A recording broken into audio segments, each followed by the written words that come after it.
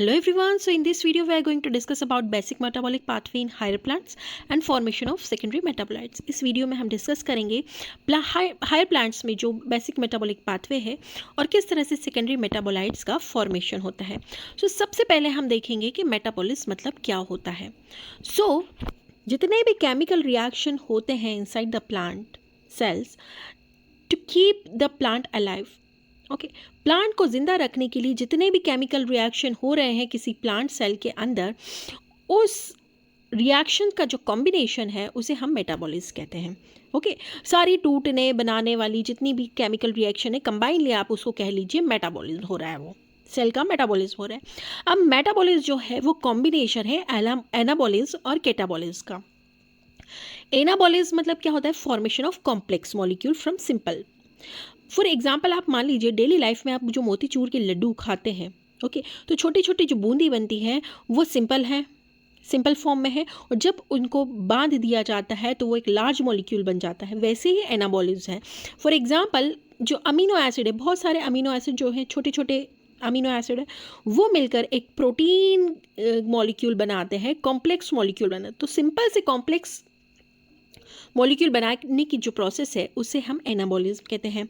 वही इसका अपोजिट, अगर आप एक बड़े मॉलिक्यूल कॉम्प्लेक्स मॉलिक्यूल को तोड़ रहे हैं और उससे छोटे छोटे मॉलिक्यूल्स बना रहे हैं तो उसे हम कैटाबॉलिज्म कहते हैं. So breakdown of complex molecule into simple one is known as catabolism. For example protein को तोड़ के आप अमीनो एसिड्स का फॉर्मेशन कर रहे हैं.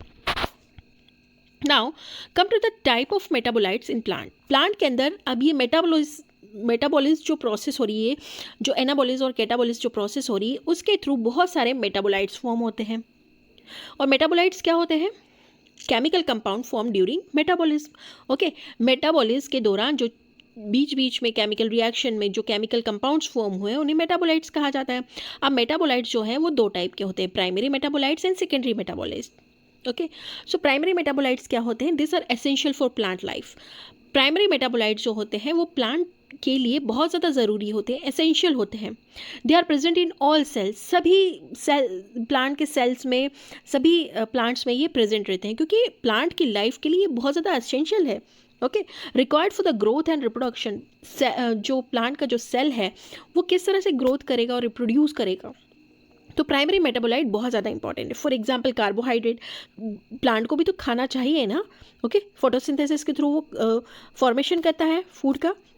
तो carbohydrate, glucose, starch, protein, lipid, nucleic acid, organic acids, तो ये सभी का जो है वो ग्रोथ और रिप्रोडक्शन में प्लांट की हेल्प करते हैं, और ये आते हैं प्राइमरी मेटाबोलाइट्स के अंदर.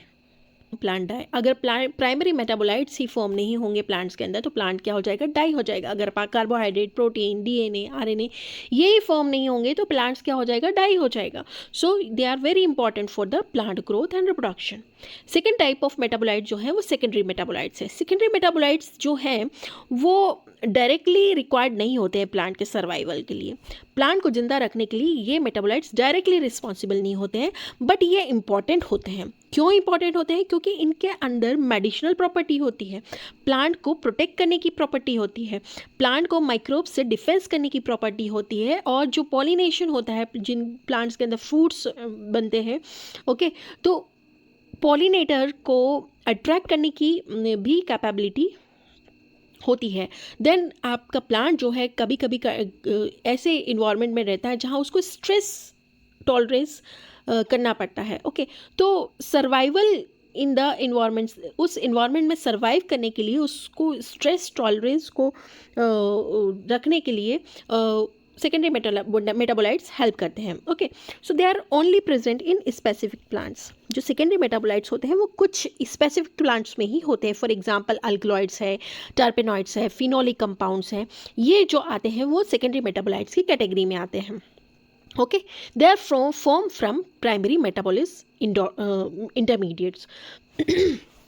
जब प्राइमरी मेटाबॉलिज्म होता रहता है या प्राइमरी जो मेटाबोलाइट्स का फॉर्मेशन होता रहता है, तो बीच में क्या होता है, इंटरमीडिएट्स बनते हैं. फॉर एग्जांपल आप ले लीजिए ग्लाइकोलाइसिस. ओके, ग्लूकोज का जब ब्रेकडाउन होता है, तो ये जो ग्लूकोज का ब्रेकडाउन ग्लूकोज टू पायरुवेट में जब कन्वर्ट होता है, तो बीच में बहुत सारी स्टेप्स आती हैं, केमिकल रिएक्शंस आती हैं.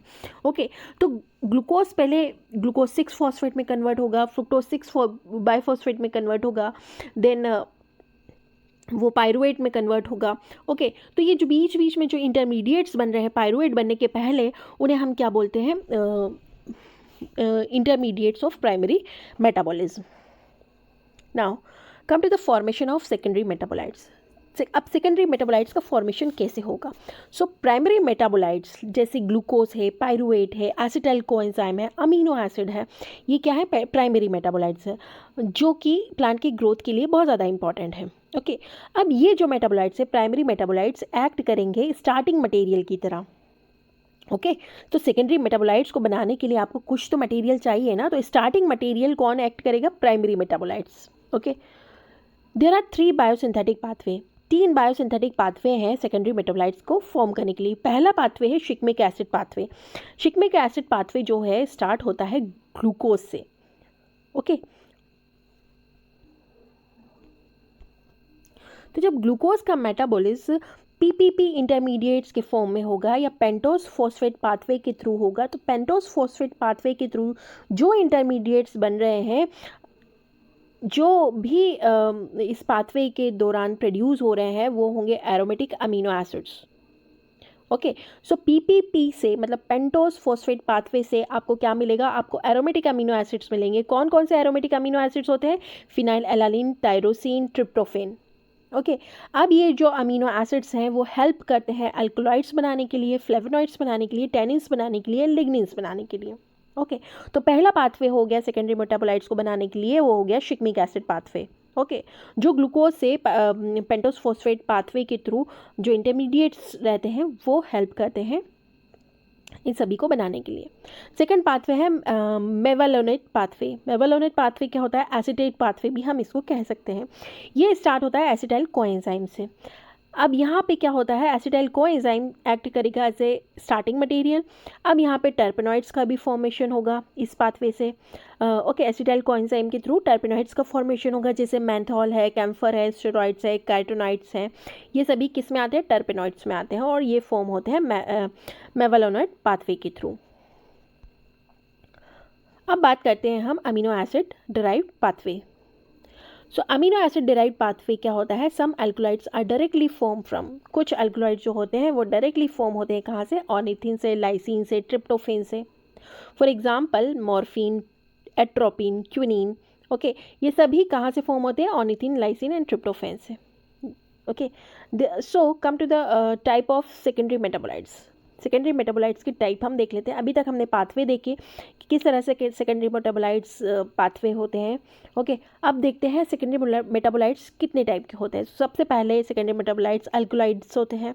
ओके, अल्कोलाइड्स में नाइट्रोजन प्रेजेंट होता है. ओके, नाइट्रोजन कंटेनिंग कंपाउंड्स होते हैं. इनका टेस्ट बिटर होता है. इनका फंक्शन क्या होता है, डिफेंस अगेंस्ट इंसेक्ट. क्योंकि इनका बिटर टेस्ट होता है, इसलिए इंसेक्ट जो होते रहते हैं इनसे दूर रहते हैं, क्योंकि कड़वे होते हैं ये. Many alkaloids are medicinal drugs. बहुत सारी अल्कोलाइड्स जैसे मॉर्फिन, निकोटीन, एट्रोपिन, क्विनिन जो हैं ये सभी कड़वी ड्रग्स हैं. ओके, और इंसेक्ट से प्लांट का डिफेंस करती हैं.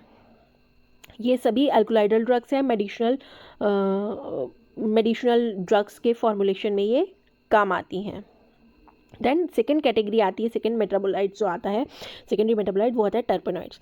टर्पेनॉइड जो है वो लार्जेस्ट ग्रुप है सेकेंडरी मेटाबोलाइट्स का, and made up of isoprene unit. Isoprene unit से बने हुए हैं ये. ओके, देन फंक्शन क्या है, प्लांट्स में जो कुछ प्लांट्स में बहुत ज़्यादा एरोमा आती है ना, वो टर्पेनॉइड्स की वजह से आती है.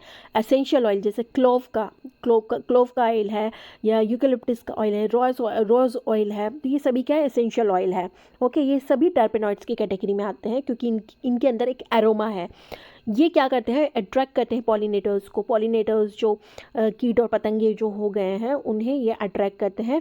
देन प्लांट हार्मोन्स के फॉर्मेशन में की तरह भी ये वर्क, टर्पेनॉइड जो है प्लांट हार्मोन की तरह भी वर्क करते हैं. फॉर एग्जांपल जिब्रेलिन जो है वो एक तरह का टर्पेनॉइड है. Now come to the third type of secondary metabolite, that is phenolic compound. Phenolic compounds क्या होते हैं, इनके अंदर फिनोल ग्रुप रहता है. For example flavonoid, tannins, lignins. Function क्या होता है, ये जो फिनोलिक कंपाउंड्स हैं वो यूवी से प्रोटेक्ट करते हैं प्लांट को, एंटीऑक्सीडेंट की तरह काम करते हैं और स्ट्रक्चर सपोर्ट भी प्रोवाइड करते हैं प्लांट को.